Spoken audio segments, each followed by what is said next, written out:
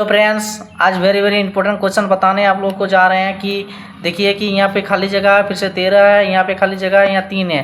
तो आप इस खाली जगह को कैसे भरिएगा। इसको भरने के लिए एक आसान तरीका है। आप वीडियो को सही से देखिए, स्किप बिना स्किप किए हुए।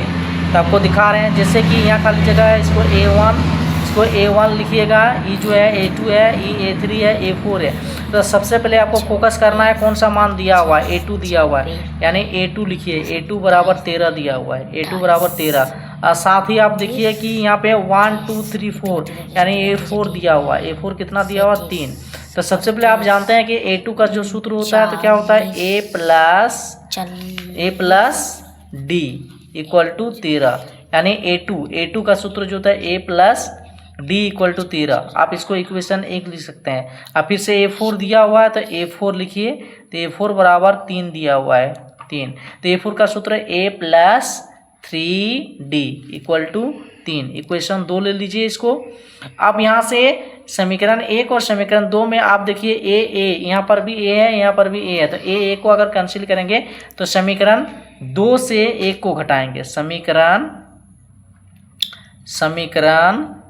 2 से 1 समीकरण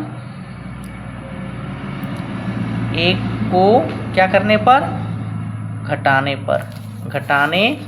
पर इस तरह से घटा रहे हैं। तो आपको दिखा रहे हैं यहाँ पे कैसे घटाएंगे।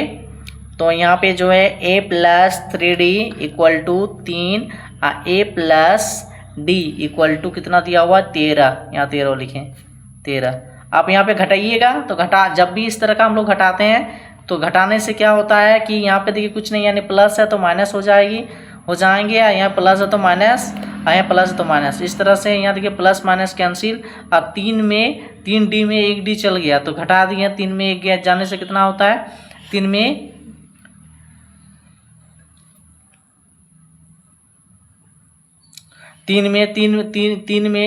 1 जाने से कितना बचता है, 2D इक्वल टू जो है यहाँ पे देखिए 3 है या 13 है, 13 ज़्यादा 3 कम है, इसलिए यहाँ पे 13 से 3 घटेगा लेकिन माइनस रह जाएंगे। और यहाँ पे 10 कितना लिख सकते हैं, 10। इस तरह से 10 हो गया। तो D बराबर जो है, तो D बराबर हम लोग का यहाँ पे आ गया कितना, -10/2। इस तरह से 2 से डिवाइड दिए, इसको भाग दिए तो कितना हो गया, 5, यानी D इक्वल टू 5। D का मान हम लोग का 5 निकल चुका। इस तरह से हम लोग A का भी मान निकाल सकते हैं। A का मान निकालने के लिए क्या करना पड़ेगा, आप लोगों को पहले दिखाए हुए थे तो समीकरण फिर से ले जा रहे हैं।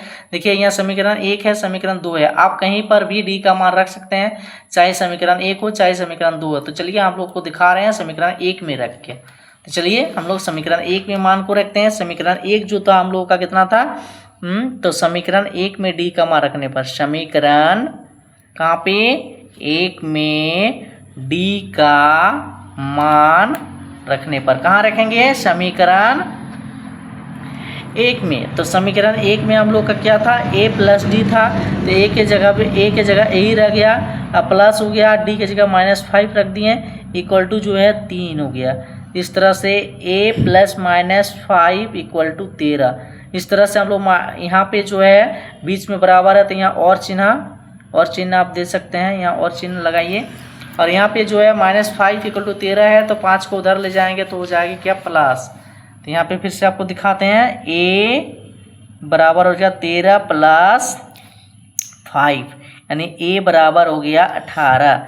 इस तरह से A का भी मान निकल चुका है और D का भी मान निकल चुका है। तो A का मान निकालें, A का मान निकालें और D का मान निकालें। इस तरह से खाली जगह पे आप लोग को फिर से दिखा रहे हैं इस करते वीडियो को कि खाली जगह हमको A1 चाहिए, क्या चाहिए, A1 चाहिए और 1 2 3